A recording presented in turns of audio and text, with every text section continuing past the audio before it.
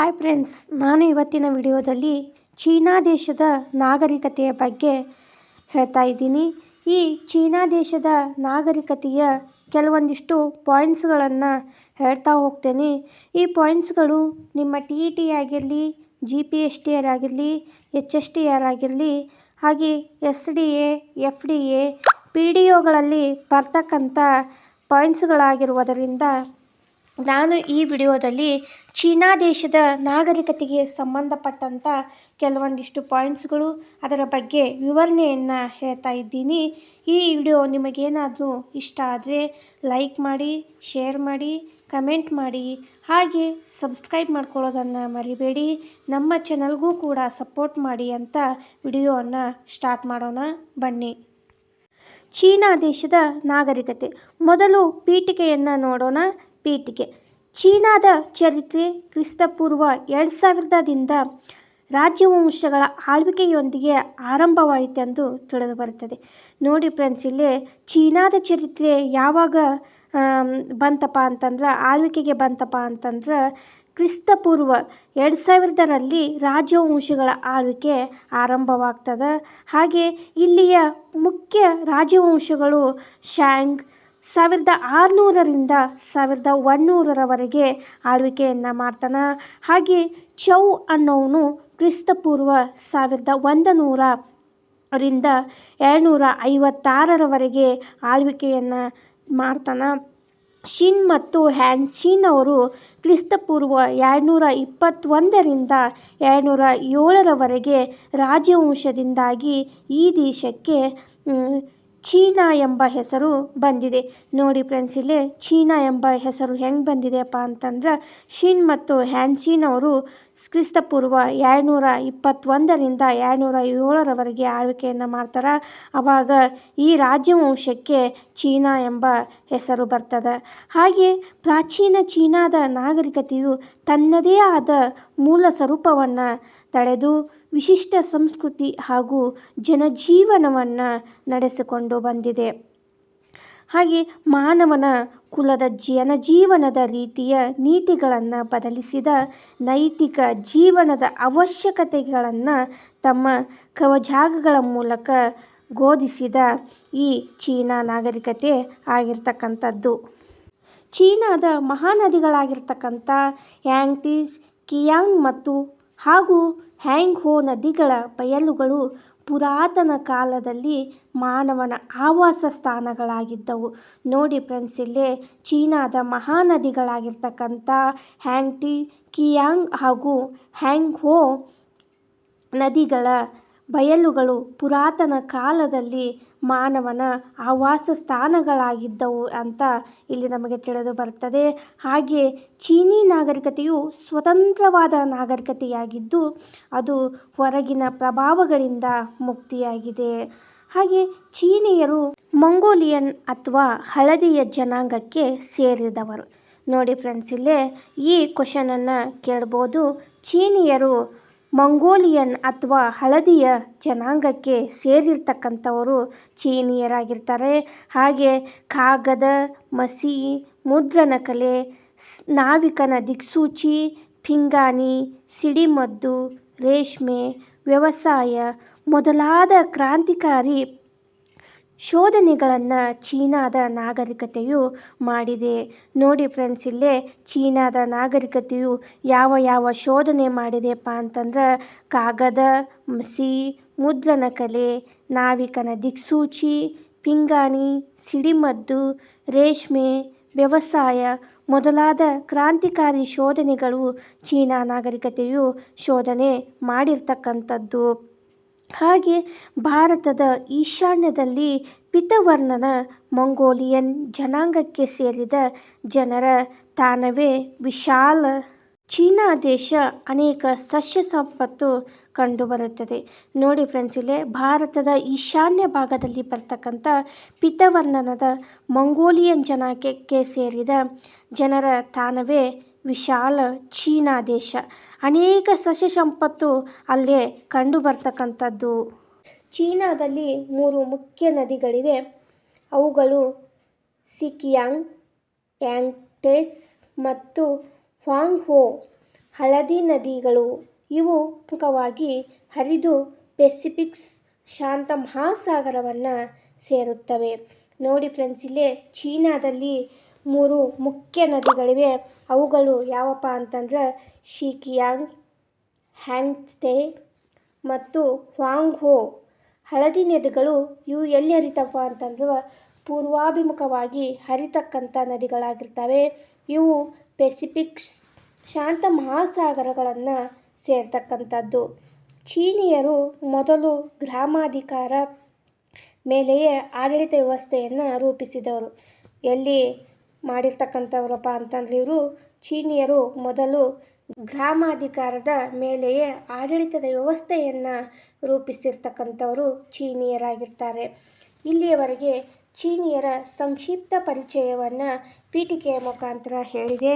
ಈಗ ಚೀನೀಯರ ಭೌಗೋಳಿಕ ಸನ್ನಿವೇಶದ ಬಗ್ಗೆ ಹೇಳ್ತಾ ಹೋಗ್ತೇನೆ, ನೋಡೋಣ ಬನ್ನಿ.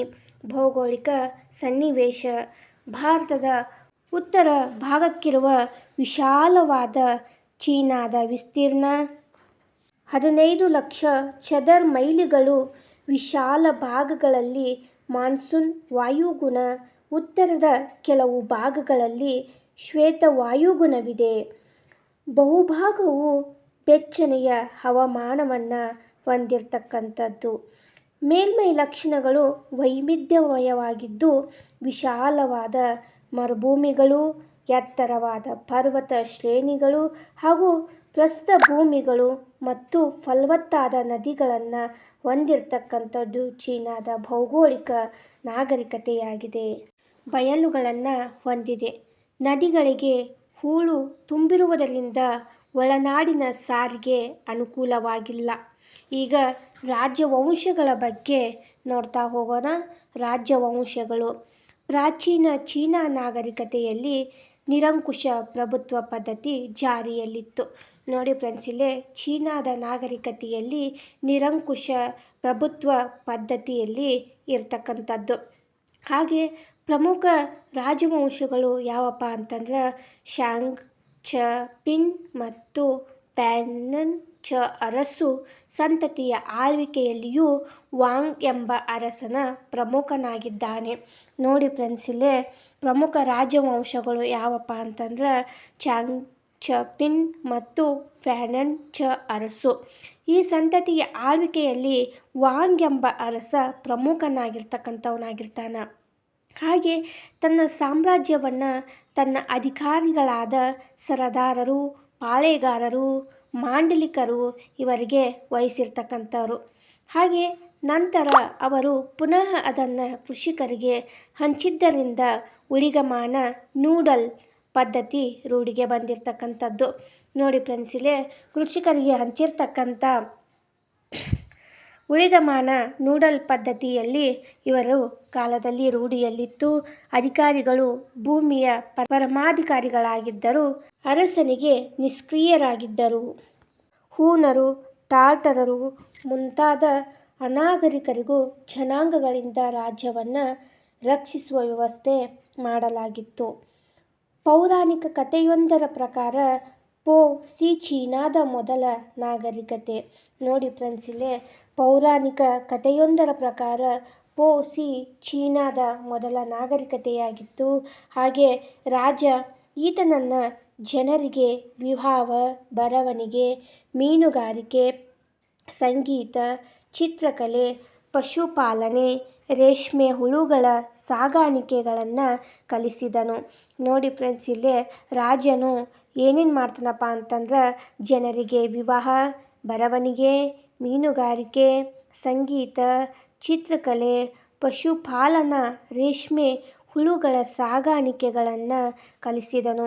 ಇವನ ನಂತರದ ಅಧಿಕಾರಕ್ಕೆ ಬಂದ ಪೆನ್ ಯುಂಗನು ಕೃಷಿ, ವ್ಯಾಪಾರ ಹಾಗೂ ವೈದ್ಯಕೀಯ ಶಾಸ್ತ್ರಗಳನ್ನು ಜಾರಿಗೆ ತಂದನು.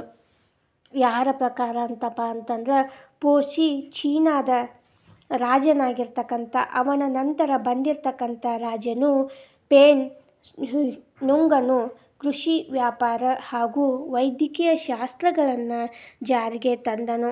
ಹಾಗೆ ಅನಂತರ ಆಳ್ವಿಕೆ ನಡೆಸಿದ ರಾಜರು ನಾವಿಕರ ದಿಕ್ಸೂಚಿ, ಚಕ್ರ, ಗೃಹ ನಿರ್ಮಾಣ, ಕಲೆ ಮತ್ತು ಪಂಚಾಂಗ ಪದ್ಧತಿಗಳನ್ನು ತಮ್ಮ ಕೊಡುಗೆಯನ್ನಾಗಿ ಮಾಡಿಕೊಂಡರು.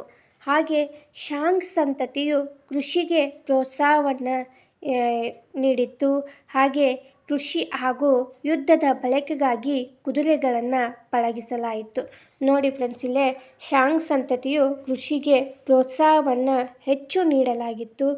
ಕೃಷಿ ಹಾಗೂ ಯುದ್ಧದ ಬಳಕೆಗಾಗಿ ಕುದುರೆಗಳನ್ನು ಪಳಗಿಸಲಾಗುತ್ತಿತ್ತು.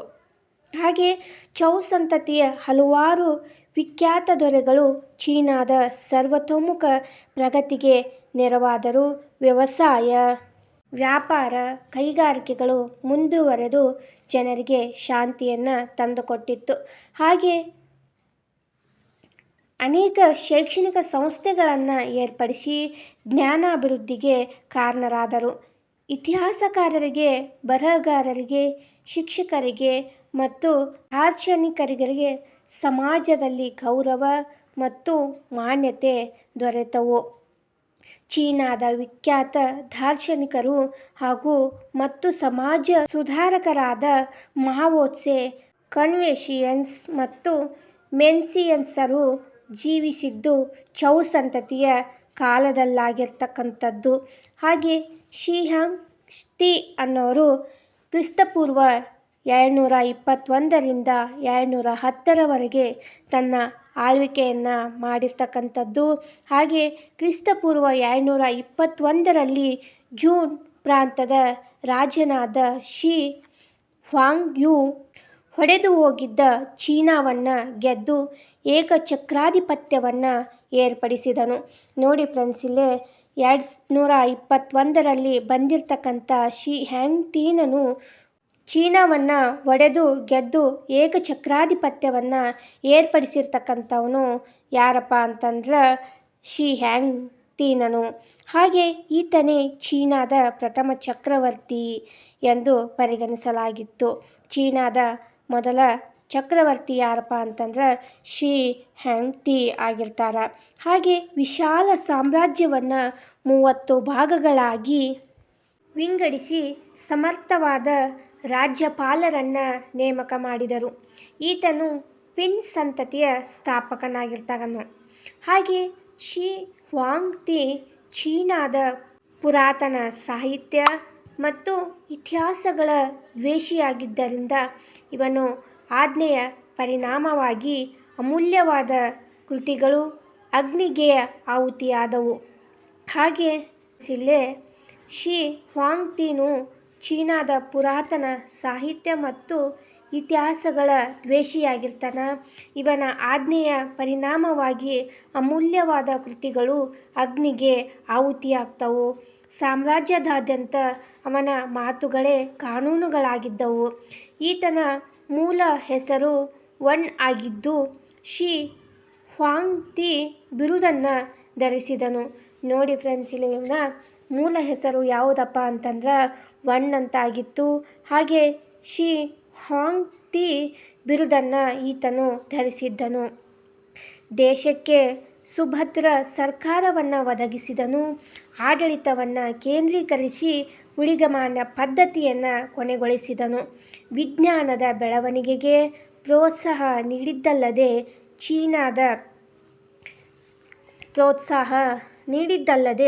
ಚೀನಾದ ಇತಿಹಾಸ ತನ್ನಿಂದಲೇ ಆರಂಭವಾಗಬೇಕೆಂದು ಬಯಸಿದನು.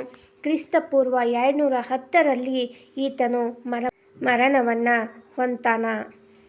ಈಗ ನಾವು ಮೇನಾಗಿ ಚೀನಾದಲ್ಲಿ ಬರ್ತಕ್ಕಂಥ ಚೀನಾದ ಮಹಾಗೋಡೆಯ ಬಗ್ಗೆ ತಿಳಿದುಕೊಳ್ಳೋಣ.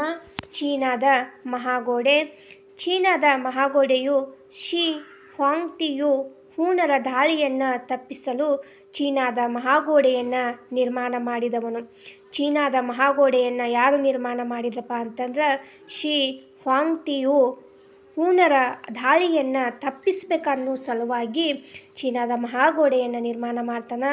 ಇದನ್ನು ಜಗತ್ತಿನ 7ನೇ ಅದ್ಭುತಗಳಲ್ಲಿ ಒಂದಾಗಿ ಪರಿಗಣಿಸಲಾಗುತ್ತದೆ. ಮಹಾಗೋಡೆಯು 1500 ಮೈಲು ಉದ್ದ, 20 ಅಡಿ ಎತ್ತರ ಹಾಗೂ 20 ಅಡಿ ಅಗಲವಾಗಿರ್ತಕ್ಕಂಥದ್ದು. ನೋಡಿ ಫ್ರೆಂಡ್ಸ್, ಇಲ್ಲೇ ಚೀನಾದ ಮಹಾಗೋಡೆಯು 1500 ಮೈಲು ಉದ್ದವಾಗಿರ್ತಕ್ಕಂಥದ್ದು, ಹಾಗೆ 20 ಅಡಿ ಎತ್ತರವಾಗಿರ್ತಕ್ಕಂಥದ್ದು, 20 ಅಡಿ ಅಗಲವಾಗಿರ್ತಕ್ಕಂಥದ್ದು ಚೀನಾದ ಮಹಾಗೋಡೆಯಾಗಿದೆ.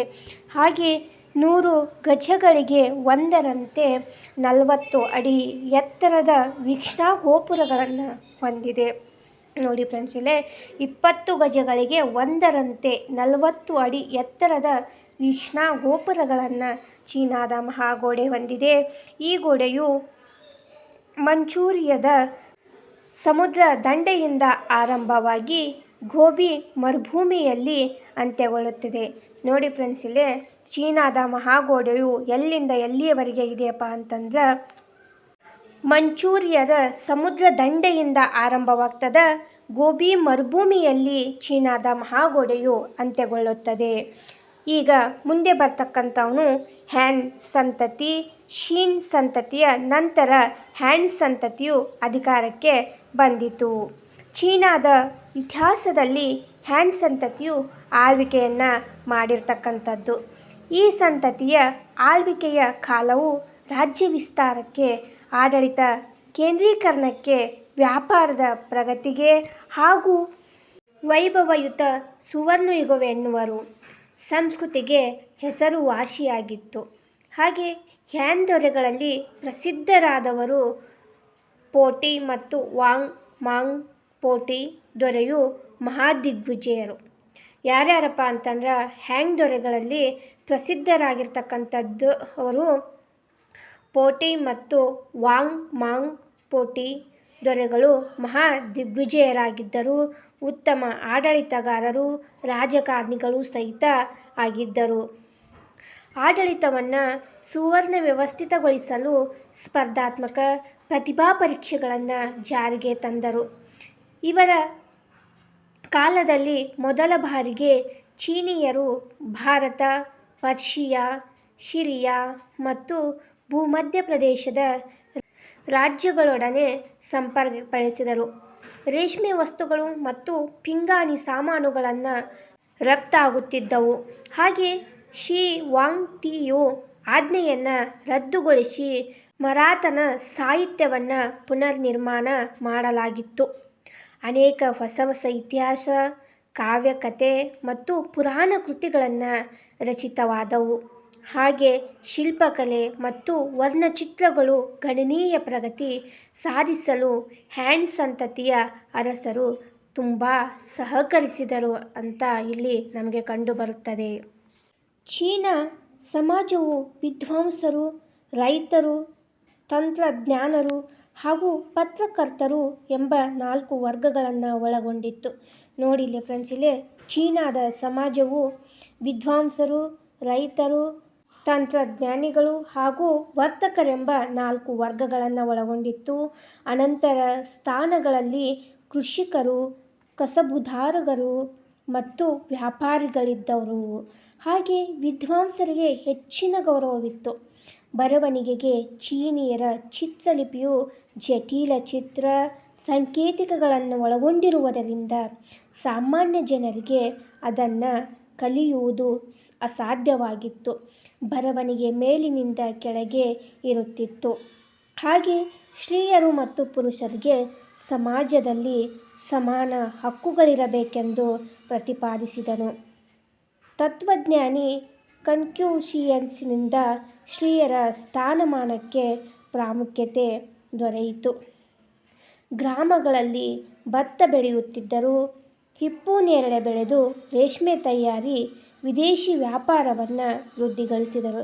ನೋಡಿ ಫ್ರೆಂಡ್ಸ್, ಇಲ್ಲಿ ಚೀನೀಯರ ಕಾಲದಲ್ಲಿ ಅವರ ಗ್ರಾಮದಲ್ಲಿ ಭತ್ತವನ್ನು ಹೇರಳವಾಗಿ ಬೆಳೀತಾ ಇದ್ದರು. ಹಾಗೆ ಹಿಪ್ಪು ನೇರಳೆ ಬೆಳೆದು ರೇಷ್ಮೆ ತಯಾರಿಸಿ ವಿದೇಶಿ ವ್ಯಾಪಾರವನ್ನು ವೃದ್ಧಿಗೊಳಿಸ್ತಾರೆ. ಹಾಗೆ ಇವರು ತಮ್ಮ ಪೂರ್ವಜರ ಮತ್ತು ಭೂತಗಳ ಆರಾಧಕರು. ರೇಷ್ಮೆಯು ಚೀನಾದ ಮೂಲದ್ದು.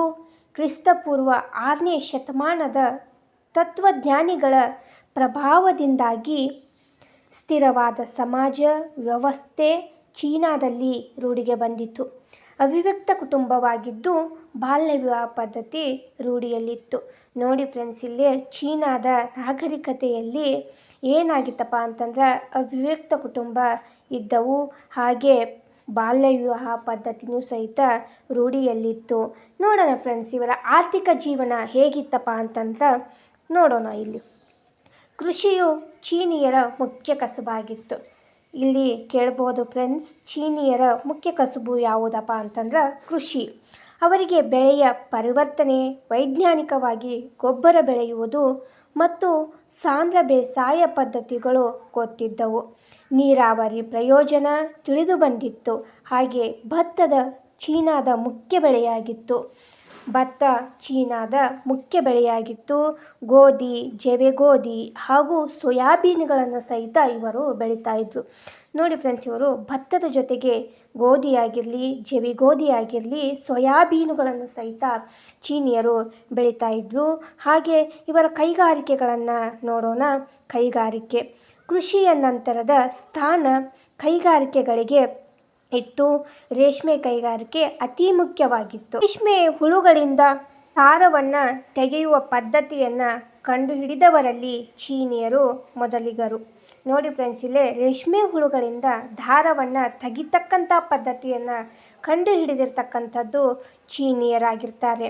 ಹಾಗೆ ಪಿಂಗಾಣಿ ಸಾಮಾನುಗಳನ್ನು ಮಾಡುವುದರಲ್ಲಿ ಮತ್ತು ಲೋಹಗಳ ಕೆತ್ತನೆಯನ್ನು ಕೆಲಸಗಳಲ್ಲಿ ಹೆಸರುವಾಸಿಯಾಗಿರ್ತಕ್ಕಂಥದ್ದು.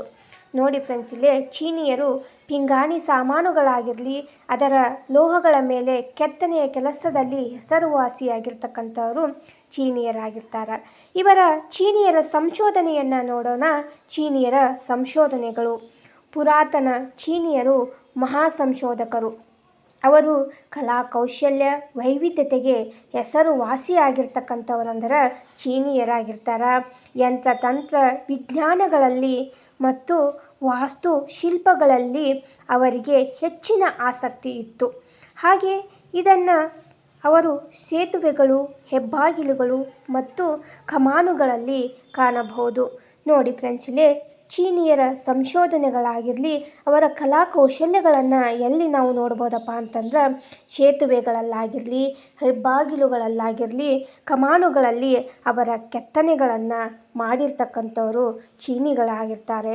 ಹಾಗೆ ನೀರೆತ್ತುವ ಯಂತ್ರಗಳು ಮತ್ತು ಚಕ್ರಗಳು, ದೊಡ್ಡ ಕಾಲುವೆಗಳು ಮತ್ತು ಮಹಾಗೋಡೆ ಅವರ ತಾಂತ್ರಿಕತೆಯ ನೈಪುಣ್ಯತೆಯನ್ನು ಹಾಗೂ ನಿರ್ಮಾಪಕತೆಯ ಪ್ರತೀಕಗಳಾಗಿರ್ತಾರೆ.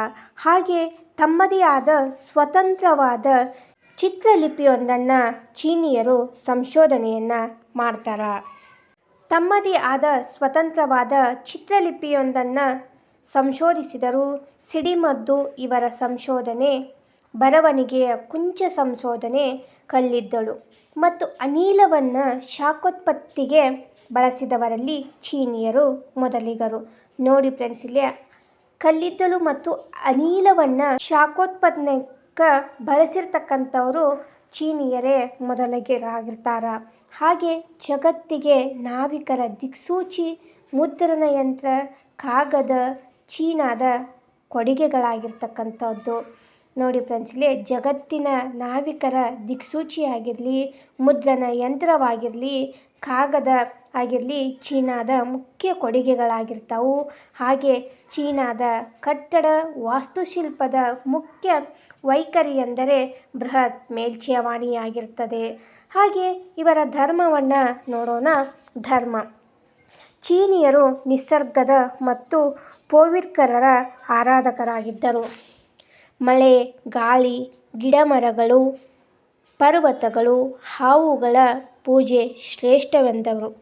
ನೋಡಿ ಫ್ರೆಂಡ್ಸ್, ಇವರು ಯಾರ ಆರಾಧಕರಾಗಿದ್ದಪ್ಪ ಅಂತಂದ್ರೆ ನಿಸರ್ಗ ಮತ್ತು ಪೂರ್ವಿಕರ ಆರಾಧಕರಾಗಿದ್ದರು. ಮಳೆ, ಗಾಳಿ, ಗಿಡಮರಗಳು, ಪರ್ವತಗಳು, ಹಾವುಗಳ ಪೂಜೆ ಶ್ರೇಷ್ಠವೆಂದು ನಂಬಿದ್ದರು. ಪಿತೃಪೂಜೆಯು ಧಾರ್ಮಿಕ ವಿಧಿಯಾಗಿ ಕಟ್ಟುನಿಟ್ಟಾಗಿ ಅನುಸರಿಸಲಾಗುತ್ತಿತ್ತು. ಪುರೋಹಿತ ವರ್ಗ ಬೆಳೆಯದೆ ದೇವರ ಪೂಜೆಯು ವೈಯಕ್ತಿಕ ಪೂಜೆಯಾಗಿ ಚೀನಿಯರ ಕಾಲದಲ್ಲಿ ಉಳಿದು ಬಂದಿತ್ತು. ಚೀನಾದವರ ತಂತ್ರಜ್ಞಾನವನ್ನು ನೋಡೋಣ. ಕನ್ಫ್ಯೂಷಿಯಸ್ ಕುಂಗ್ಪುತ್ರೆ. ಈತನ ಜನನ ಕ್ರಿಸ್ತಪೂರ್ವ 51. ಈತನು ಪ್ರಮುಖ ದಾರ್ಶನಿಕನು.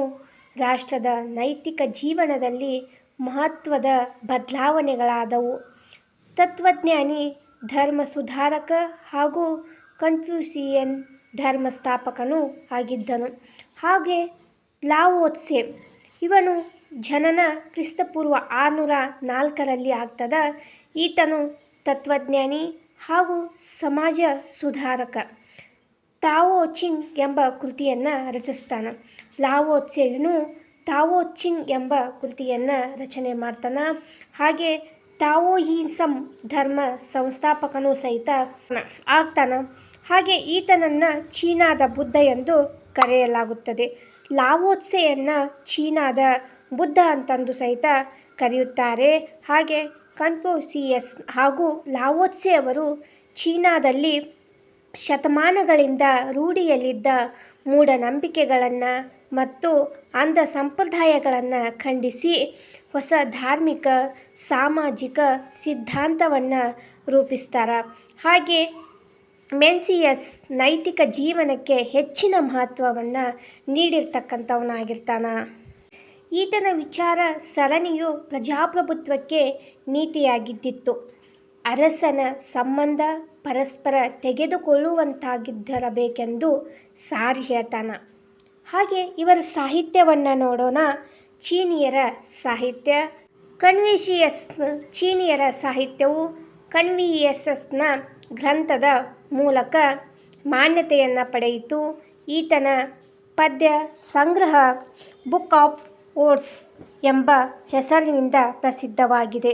ನೋಡಿ ಫ್ರೆಂಡ್ಸ್, ಇಲ್ಲೇ ಕನ್ಫ್ಯೂಷಿಯಸ್ನ ಗ್ರಂಥದ ಮೂಲ ಮಾನ್ಯತೆಯು ಈತನ ಪದ್ಯ ಸಂಗ್ರಹ ಬುಕ್ ಆಫ್ ವರ್ಡ್ಸ್ ಎಂಬ ಹೆಸರಿನಿಂದ ಪ್ರಸಿದ್ಧವಾಗ್ತದೆ. ಕ್ಲಾಸಿಕ್ ಈತನ ಪ್ರಸಿದ್ಧ ಕೃತಿಯಾಗಿದೆ. ಹಾಗೆ ಸಾವೋ ಈಕೆಯು ಸ್ತ್ರೀಯರ ಕಾನೂನುಗಳು ಎಂಬ ಗ್ರಂಥವನ್ನು ರಚಿಸಿದಳು. ನೋಡಿ ಫ್ರೆಂಡ್ಸ್, ಇಲ್ಲೇ ಸಾವೋ ಈಕೆಯು ಸ್ತ್ರೀಯರ ಕಾನೂನು ಎಂಬ ಗ್ರಂಥವನ್ನು ರಚನೆ ಮಾಡ್ತಾಳೆ. ಹಾಗೆ ಟುಫು ಮತ್ತು ಲಿ ಟೈಫೆ ಚೀನಾದ ಪ್ರಖ್ಯಾತ ಕವಿಗಳು. ನೋಡಿ ಫ್ರೆಂಡ್ಸ್, ಇಲ್ಲೇ ಟುಫು ಮತ್ತು ಲಿ ಫೈ ಚೀನಾದ ಪ್ರಖ್ಯಾತ ಕವಿಗಳಾಗಿರ್ತಕ್ಕಂಥರು. ಹಾಗೆ ಟೂಮನನ್ನು ಚೀನಾದ ಕಿಡ್ಸ್ ಎಂದು ಕರೆಯಲಾಗುತ್ತಿತ್ತು.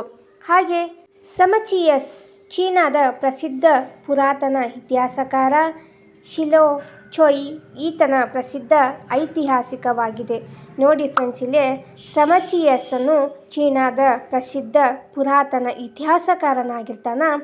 ಶಿಲೆಯು ಚೊಯ್ ಈತನ ಪ್ರಸಿದ್ಧ ಐತಿಹಾಸಿಕ ಗ್ರಂಥವಾಗಿದೆ. ಈಗ ಚೀನಿಯರ ಕಾಲದಲ್ಲಿರ್ತಕ್ಕಂಥ ವಿಜ್ಞಾನವನ್ನು ನೋಡೋಣ.